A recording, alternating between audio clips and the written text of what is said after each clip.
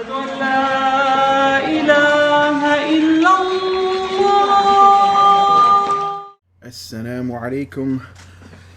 Bismillah wa salatu wa salamu ala Rasulillah al-Mustafa al-Mukhtar. So today I want to talk about a topic that gets me very excited, and that is the Hanafis of Seylac out of Somalia. And waxaan ku hadla af Somali. I do speak some Somali. I live in Minnesota, and Minnesota has the largest population of Somalis outside of Africa. So learning Somali is a must in my local area here in Minneapolis. Sometimes you'll go to the masjid and the khutbah will be only in Somali and there'll be no translation. So it's pretty necessary. I also used to work at a Somali mall. My boss, he owned multiple businesses in the mall. We sold imported Arab couches. He did like car insurance. We had a computer repair shop called Tawfiq Computers. His wife also ran like a women's clothing store. And I've been more or less embedded in the Somali community for the past 10 years. So I know them well. And I've done some research on Hanafism in Somalia. No one's ever researched this topic at all, to the best of my knowledge. I'm the first one to ever do it.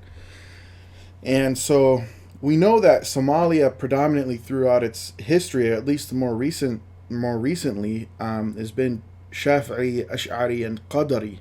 So Shafi'i in fiqh, Ash'ari in theology, and Qadari in its Sufi tariqah. But Seylac, different from the rest of Somalia, remained a bastion of Hanafi thought. But it significantly declined as a place of Islamic learning with the French colonization of nearby Djibouti in 1884. And I also want to talk about, for this video, some of the sources. I'm using some Somali sources, notably from Abdul Saleh Dore. I have Somalia iyo Tarikh de Dahore, which translates to Somalia and its past history. There's also a really nice Ph.D. dissertation that I'm looking at, as well as Abdirahman Abdullah Badio's book on Somali history, although his book mostly focuses on modern history. And so Somali historians claim that Somalis converted to Islam before Islam reached Medina. So before the hijrah to Medina, you had companions who they made hijrah to the Aksumite kingdom in what's now like modern day Ethiopia / Eritrea. What was in classical times called Abyssinia. And so there was a number of boats that left from the coastline of Arabia that landed in Abyssinia. So the Sahaba, when they made the hijrah to Abyssinia, they came in waves. All right.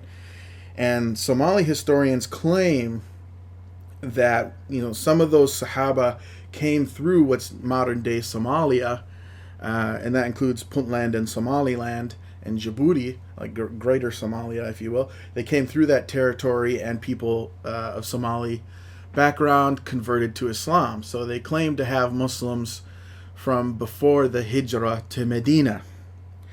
And it's also well known that Somalia was a suzerainty of the Umayyad Caliphate. So already in the early period of Islamic history, they were part of the Umayyad Caliphate. And they also had a very famous rebellion against the Abbasid Caliphate. So they've been part of the Islamic Empire since the beginning, and they're often in most like Middle Eastern study departments or Islamic studies departments in like Western universities. Somalia is often overlooked and ignored, unfortunately. So it's just kind of like hole where there's no knowledge, and that's really, really depressing. It's also sad that we don't have very many professors of Somali language in America. So that's also part of the reason why the research just hasn't quite been there. And frankly, we need Somali Americans to take up Islamic studies in the academy, and I think they can contribute to this a lot better than somebody like me could. So it's not entirely certain how Hanafism originally reached Seylac, but Arabs have occasionally settled there even before the birth of the Prophet Muhammad, peace be upon him.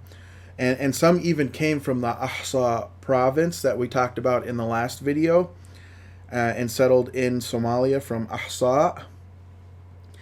But it's well known that during the height of Hanafism in Central Asia, Persian speakers migrated to Somalia. They settled there. They built mosques there in the coastal regions of Somalia. So even now we have inscriptions on mosques in Somalia that are written in Persian with Persian names on them and all kinds of things like that. And it hasn't really been deeply researched. No one's gone there with a crayon and kind of, made a copy of those inscriptions to later decipher. So as far as I know, there's just not a lot of research done there. And a lot of this was due to political factors in Somalia itself. It's been kind of chaotic there ever since the fall of Siad Barre. And but it's getting a lot better now, and Somali Americans could go back, travel there, and do research on this as well as Somali professors. We have a great number of professors in Somalia itself who are more than capable of doing this type of research. It's just there's so much research to be done and so little people who are trained to do it. So Seylac itself, the city, was likely a latecomer to Islam, with mostly Christians still living there in the 12th century. So it's quite possible that Hanafi Persians were kind of the first to bring Islam to Seylac. That's a possibility. It's conjecture. There's no way to prove that or strong evidence for that. But it's possible that it was Persians who brought Islam there and also Hanafism. But what's clear is Hanafi scholarship appears to have ended there during the 15th century with the invasion of the Abyssinian Negus in 1414, and then later on also the Portuguese sacking of the city in 1518. So the 1500s was the age of exploration. The Portuguese especially, they went out and tried to colonize many parts of the world. So the 1500s was kind of like when colonization started to affect the Muslim world in a serious way. And of course we know in the I believe it was 1700s, Napoleon invaded Egypt. Actually, it might have been the early 1800s. Let me just double check here with a quick Google search, so I'm giving you guys accurate information. Yeah, so it was 1798, so I was pretty close there. So after that, in the 17th century, Seylac was conquered by the Hanafi Ottomans and remained in Ottoman hands until British colonization. And so I looked on satellite images on Bing, and it shows that Seylac is a small town. I mean, I'm just going off the satellite image, but I'm guessing there's 500 to maybe 1,000 people living there. It's a very rough estimate. And it looks like there appears to be 2 mosques in the town right now, where it used to be quite a big bustling city. So it's definitely been on the decline ever since the Abyssinian invasion in the 1400s. And little is known about Hanafism within Seylac itself, but there's a lot of people from Seylac who went to the Middle East who were Hanafi, and they're recorded, in Arabic chronicles or in various tarajim or tabaqat literature, like Jawahir al-Mudiyya and various others. So anytime you see the epithet al-Zaylaʿī at the end of someone's name, then you know they were from Seylac. And they used to have their own established portico, ruwaq, at Azhar University and at the Umayyad Mosque in Damascus in the 14th century. And so the two most famous Hanafi scholars from Zaylaʿ were Jamal al-Dīn al-Zaylaʿī, author of Nasb al-Rāya, and also Uthman Ali al-Zaylaʿī, author of Tabyin al-Haqā'iq, Sharḥ Kanz al-Daqā'iq. And Tabyin al-Haqā'iq became really influential during the Ottoman period.